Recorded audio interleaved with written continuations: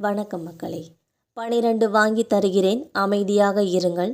தனி கட்சியும் வேண்டாம், தாவேகா மற்றும் திமுக கூட்டணிக்கும் செல்லாதீர்கள். ஓபிஎஸ்க்கு அமித்ஷா கூறிய அறிவுறுத்தல். எடப்பாடியை முதல்வராக்க மீண்டும் நாம் வேலை செய்வதா? கொதிக்கும் ஓபிஎஸ் ஆதரவாளர்கள். என்ன செய்ய போகிறது ஓபிஎஸ் தரப்பு? இந்த தகவல்களை பற்றி இந்த வீடியோவில் பார்க்கலாம் வாங்க. முன்னாள் முதலமைச்சர் ஓ பன்னீர்செல்வம் அவர்கள் உள்துறை அமைச்சர் அமித்ஷாவை டெல்லியில் சந்தித்து பேசியது தமிழக அரசியலில் மிக முக்கியமான நிகழ்வாக பார்க்கப்படுகிறது. இந்த சந்திப்பு மரியாதை நிமித்தமானது என்று கூறப்பட்டாலும் இதன் பின்னால் அதிமுகவின் எதிர்காலம் மற்றும் தொகுதி பங்கீடு குறித்த பல முக்கிய பேச்சுவார்த்தைகள் நடந்துள்ளன.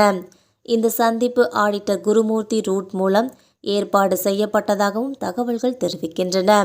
அதிமுகவில் ஒருங்கிணைப்பு ஏற்படவில்லை என்றால் டிசம்பர் 15ஆம் தேதிக்கு பிறகு தனி கட்சி தொடங்குவது என்ற முடிவை எடுப்பதாக ஓபிஎஸ் அவர்கள் கெடு விதித்திருந்தார். இந்த தகவல் டெல்லி தலைமைக்கு சென்ற நிலையில் அங்கிருந்து ஓபிஎஸ்க்கு அழைப்பு விடுக்கப்பட்டது. சந்திப்பின் போது அமித்ஷா கொஞ்சம் பொறுமையாக இருங்கள், ஏன் இந்த முடிவை எல்லாம் எடுக்கிறீர்கள் என்று கேட்டாராம். இதற்கு பதிலளித்த ஓபிஎஸ் அவர்கள், என்னை நம்பி வந்தவர்களுக்கு நான் ஏதாவது செய்ய வேண்டும் இல்லையா?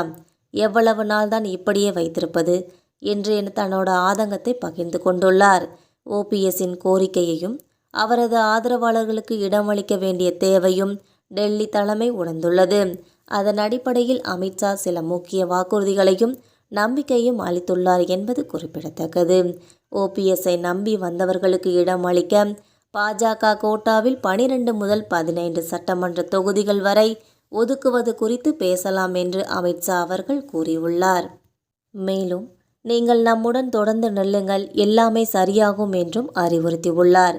பாஜக தலைமை ஓபிஎஸ்ஸை அழைத்து பேசியதற்கு காரணம் வெறும் அதிமுகவின் ஒருங்கிணைப்பு மட்டுமல்ல, தமிழக வெற்றிக் கழகம் மற்றும் அதன் அரசியல் நகர்வுகளும் முக்கிய பங்கு வகித்துள்ளனே சொல்லலாம்.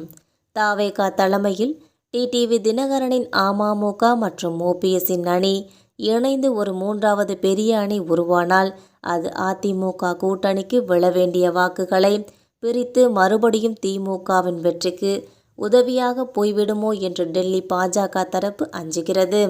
இந்த நிபந்தனைகள் ஏற்கப்பட வாய்ப்பு மிக குறைவு என்பதால் பெரும்பாலானோர் நோ சொல்லி பாஜக கூட்டணி என்ற நிலையிலே இருக்கின்றனர்.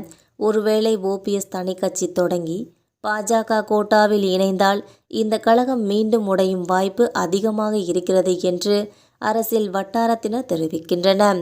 அனைத்துக்கும் மேலாக அதிமுகவின் பொதுக்குழு கூட்டம் முடிந்த பிறகு சென்னைக்கு வந்து எல்லாவற்றையும் பேசிக்கொள்ளலாம் என்று அமித்ஷா அவர்கள் கூறியதால் ஓபிஎஸ் தனது அடுத்த கட்ட முடிவை விரைவில் அறிவிக்க வேண்டும் என்று எதிர்பார்க்கப்படுகிறது. மக்களை நம்ம போகிற இந்த அரசியல் தகவல்கள் உங்களுக்கு பயனுள்ளதாக அமைஞ்சா மறக்காமல் நம்ம சேனலை சப்ஸ்கிரைப் பண்ணி பெல் ஐகானை கிளிக் பண்ணி வச்சுக்கோங்க. அப்போ தான் நம்ம போகிற டெய்லி வீடியோக்கள் உடனுக்குடன் நோட்டிஃபிகேஷனாக வந்து சேரும். தேங்க்யூ.